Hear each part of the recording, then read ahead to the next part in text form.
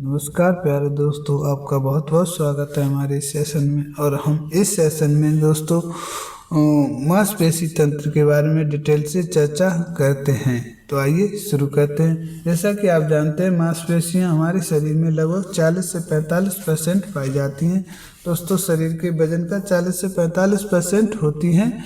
मांसपेशी दोस्तों क्या है? मांसपेशी तंत्र शरीर का वह अंग है जो शरीर में गति उत्पन्न करने और मुद्रा बनाए रखने और रक्त प्रसंचरण तंत्र के लिए पूरी तरह से जिम्मेदार है। अगर दोस्तों मांसपेशियां ना हो तो शरीर को आकार कौन देगा और शरीर को गति उत्पन्न कौन कराएगा? ठीक है सॉरी रक्त प्रसंचरण तंत्र के लिए जिम्मेदार है।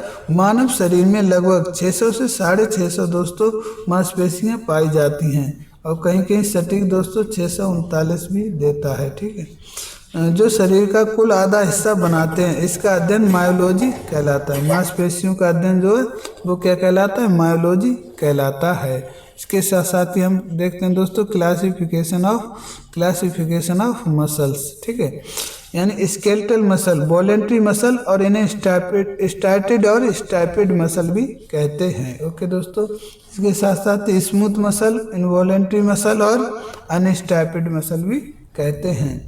इसके साथ साथ ही कार्डियक मसल, वॉलेंट्री मसल और कार्य अनैच्छिक, यानी दोस्तों हमारी कुल मिला के 3 प्रकार की मांसपेशियां पाई जाती हैं। ये होती है हमारी स्केलेटल मसल और smooth muscle and cardiac muscle. Skeletal muscle के उपनाम वॉलेंट्री मसल, स्टार्टेड मसल और स्टाइपेड मसल भी हैं।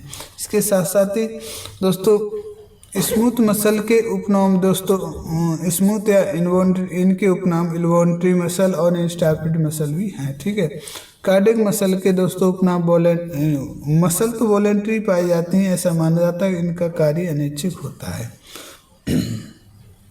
अब हम स्केलेटल सिस्टम के बारे में चर्चा करते हैं। स्केलेटल सिस्टम दोस्तों स्केलेटल मसल के बारे में चर्चा करते हैं। स्केलेटल मसल जो है दोस्तों ये स्वैच्छिक होती हैं और स्वेच्छा से कार्य करती हैं, यानी इन्हें हम अपनी इच्छा से दोस्तों अपनी इच्छा से इन्हें नियंत्रण कर सकते हैं। ये शरीर का 40% होती हैं और महिलाओं में 23% होती हैं। दोस्तों, पुरुषों में हड्डियों की घनत्व ज़्यादा होता है, मसल्स का घनत्व ज़्यादा होता है। दोस्तों, महिलाओं में वसा का घनत्व ज़्यादा होता है, इसलिए उनमें मसल्स की मात्रा जो होती है वो 23% हो जाती है।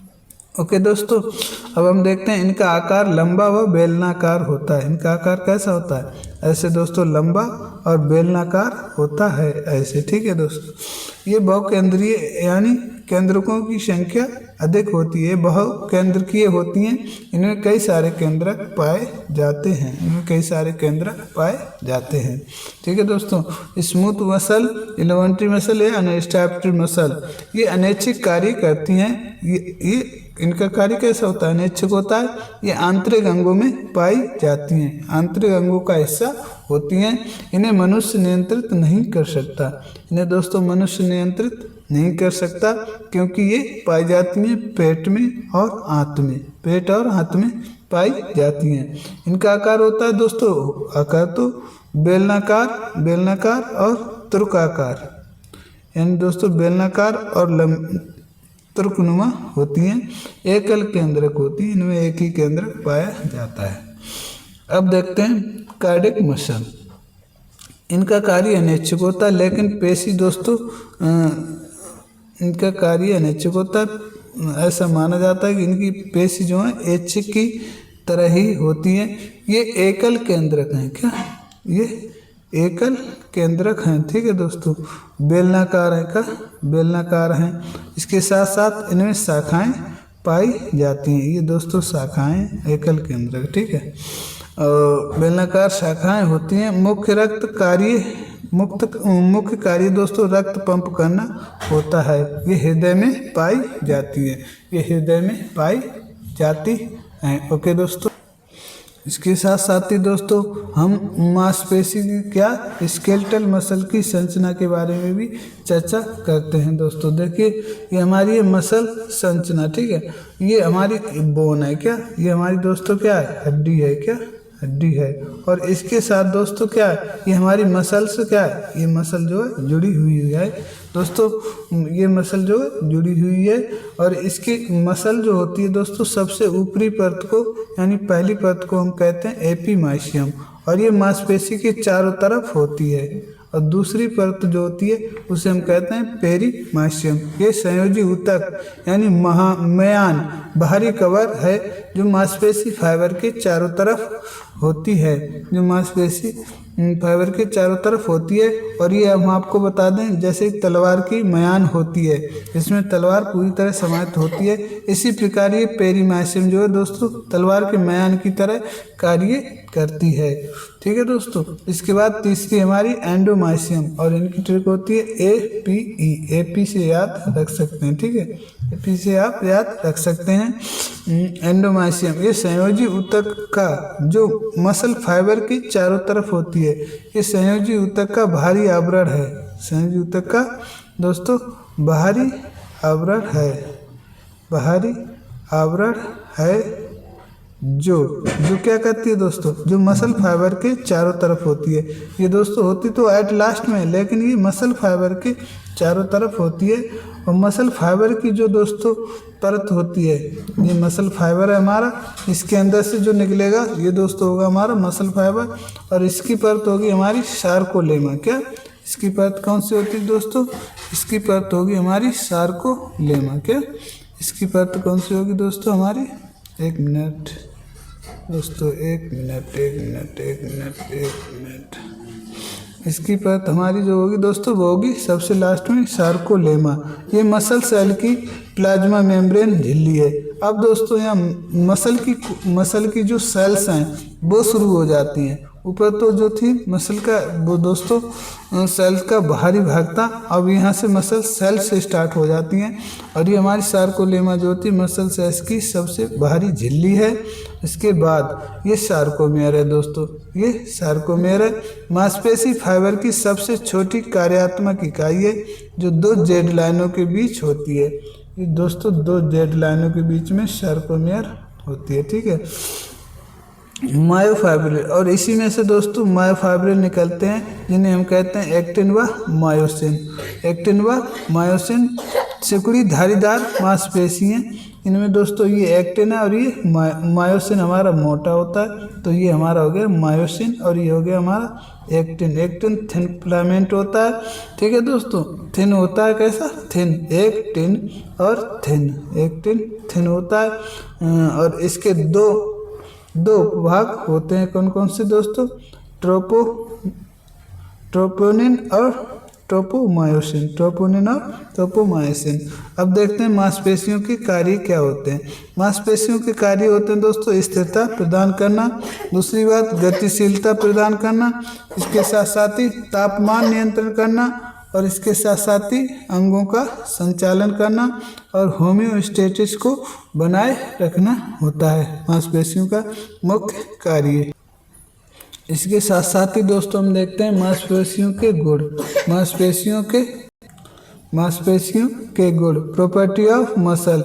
नंबर 1 फ्लेक्सिबिलिटी, ये क्या क्या कर सकती हैं, ये तन्यता यानी फ्लेक्सिबिलिटी प्रदान करती हैं। कॉन्ट्रैक्टिबिलिटी, ये संकुचन में मदद करती हैं। स्टिमुलेंस यानी उत्तेजना प्रदान करती हैं। नंबर 4 एक्सटेंसिबिलिटी यानी विस्तार करने में भी मदद करती हैं, यानी कंट्रैक्शन संकुचन और विस्तार दोनों में मदद करती हैं। ठीक है, मांसपेशी फाइबर के प्रकार। अब हम दोस्तों देखते हैं कि मांसपेशी के फाइबर के कितने प्रकार होते हैं, ठीक है। तो ये दोस्तों हमारी 2 प्रकार के फाइबर होते हैं, कौन कौन से, एक तो होता है टाइप 1 और टाइप 2। टाइप 1 हमारा होता है स्लो टिच फाइबर। क्या टाइप 1 होता है हमारा स्लो टिच फाइबर, और फास्ट क्या होता है टाइप 2। क्या फास्ट टिच फाइबर जो होता है टाइप 2 होता है।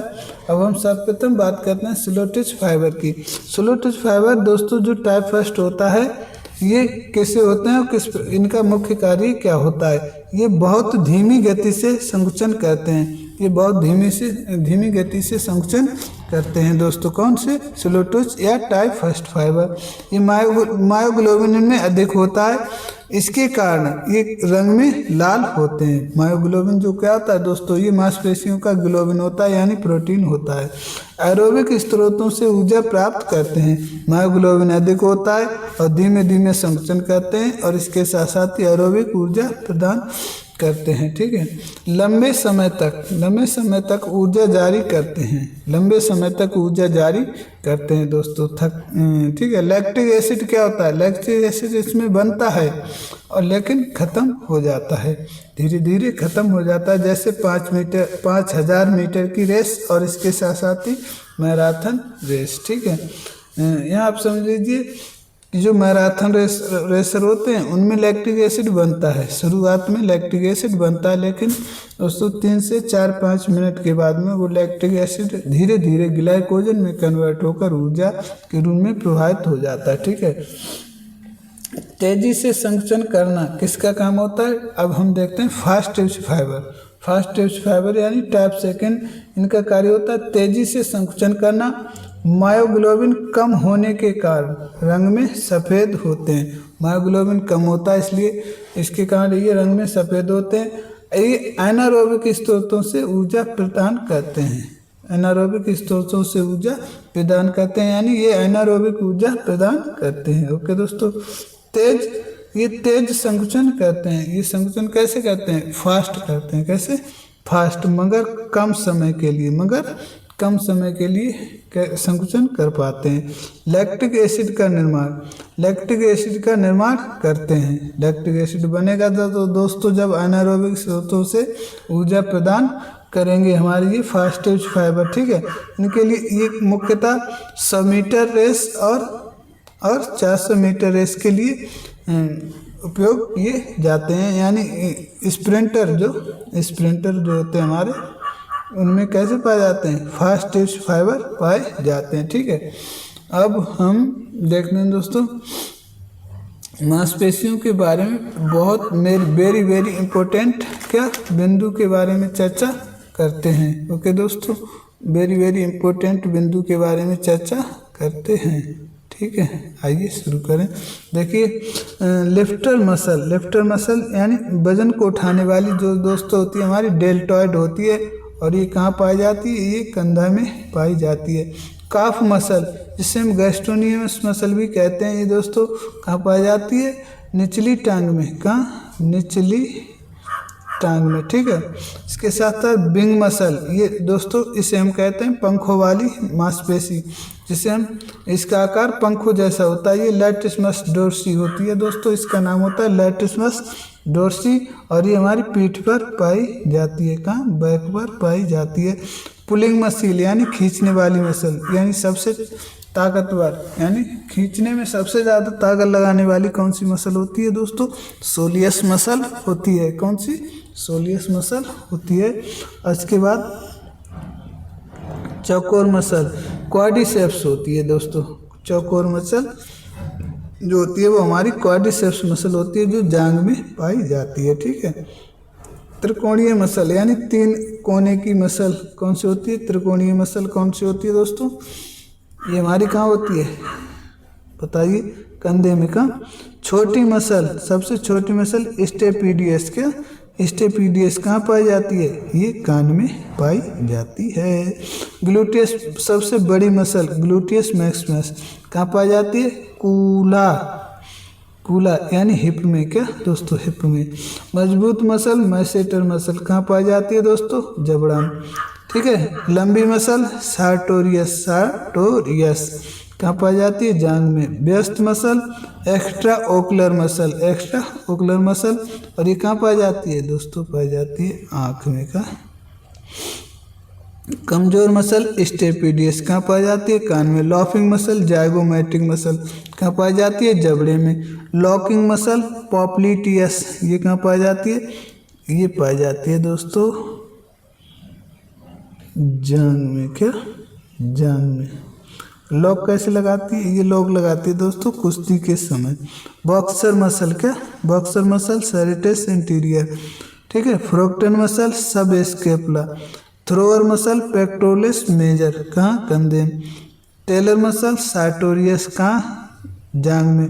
मलखम मसल एडक्टर मसल कहाँ, दोनों जांघों के बीच में।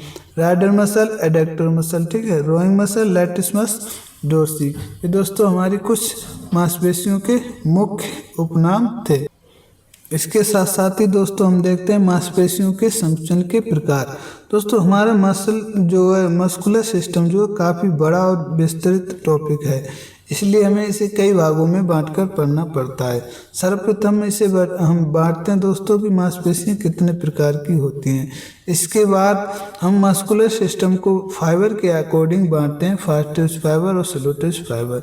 इसके बाद हम दोस्तों मांसपेशी के संकुचन के प्रकार पर इन्हें बांटते हैं और इसके साथ साथ ही हम समझते हैं कि प्रॉपर्टी ऑफ मसल यानी मांसपेशियों के कौन कौन से गुण होते हैं, उनके बारे में भी डिटेल से चर्चा की जाती है। इसके बाद मांसपेशियों के संकुचन के प्रकार। मांसपेशियों के संकुचन के प्रकार ये कितने प्रकार से संकुचन करती हैं। इसके साथ साथ ही हमें मांसपेशी तंत्र में ही स्लाइडिंग फिलामेंट थ्योरी को भी पढ़ना होता है, ठीक है दोस्तों। तो आइए शुरू करते हैं। अब हमारा टॉपिक इस समय दोस्तों मांसपेशियों के संकुचन के प्रकार। ये मांसपेशी कितने प्रकार से संकुचन करती हैं, ठीक है दोस्तों। तो मांसपेशियों में दोस्तों तीन प्रकार का जो दो प्रकार का संकुचन होता है। कौन सा होता है, देखो दोस्तों, स्टैटिक और डायनामिक। स्टैटिक और डायनामिक। स्टैटिक जो होता है दोस्तों इसे आइसोमेट्रिक भी कहा जाता है और डायनामिक होता है ये हमारा दो भागों में बट जाता है, कॉन्सेंट्रिक और इसेंट्रिक, ठीक है। इसके बाद इनकी संकुचन के प्रकार क्या, इनमें गति जो है दोस्तों दो प्रकार की होती है, संकुचन इनमें तीन प्रकार का होता है। आइसोमेट्रिक जिसे हम स्टैटिक संकुचन भी कहते हैं, आइसोटोनिक जिसे डायनामिक कहते हैं, आइसोकाइनेटिक जो है दोस्तों ये तीसरा प्रकार है जो गति के साथ समान गति के साथ किया जाता है।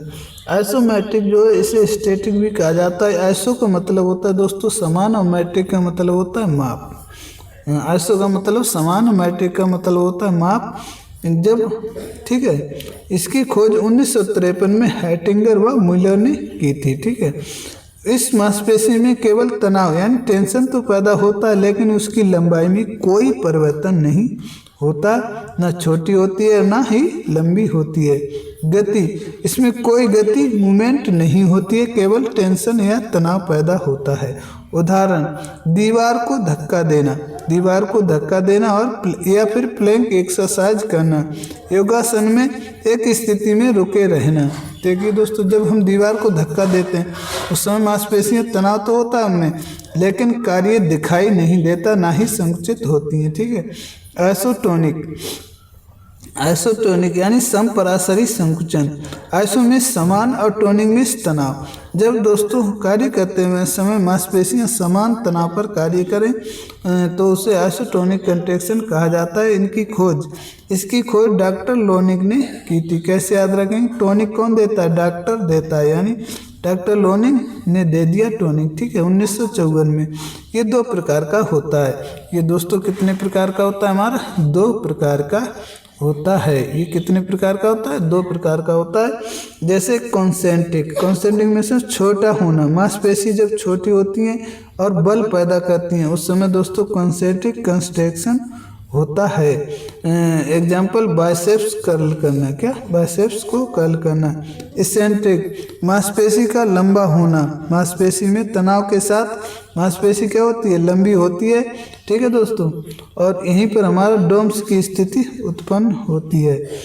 एग्जाम्पल, एल्बो एक्सटेंशन, यानी जब हमारी जो एल्बो होती है वो एक्सटेंड होती है, ठीक है, एक्सटेंड होती है, यानी मांसपेशी यहाँ जोड़ों के बीच तनाव बढ़ता है, ठीक है।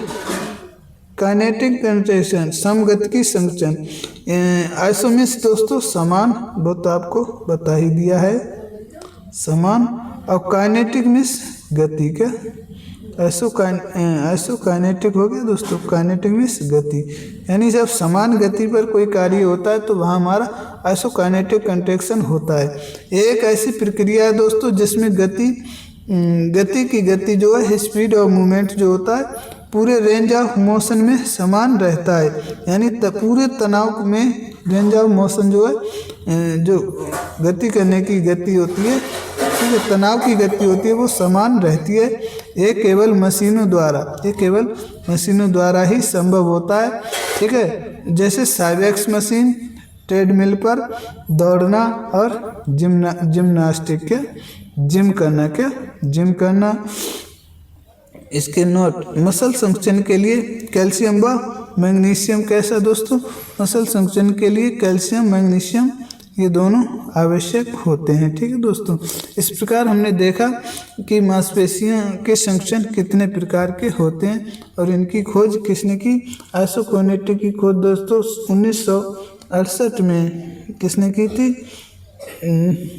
की थी दोस्तों, हटिंगर मूलर ने 1953 में आइसोमेट्रिक की, आइसोटोनिक की दोस्तों डॉक्टर लोनिंग ने 1954 में, और आइसोकाइनेटिक की खोज किसने की थी दोस्तों, डॉक्टर लोनिंग, सेकेंड, ठीक है, जे पेरिन, किन्ने दोस्तों, जे पेरिन ने, ठीक है, जे पेरिन ने, ठीक है दोस्तों।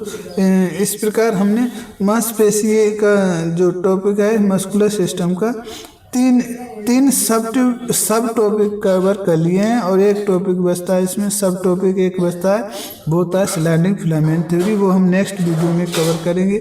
उम्मीद करते हैं आपको ये सेशन अच्छा लगा होगा, और एट लास्ट तक बने रहने के लिए आपका हृदय के साथ बहुत बहुत धन्यवाद दोस्तों। प्लीज़ वीडियो को लाइक करें और चैनल को सब्सक्राइब करें, जिससे कि दोस्तों हम ऐसे ही हैंड रिटन नोट्स के साथ आपके साथ जुड़े रहें। जय हिंद, जय भारत।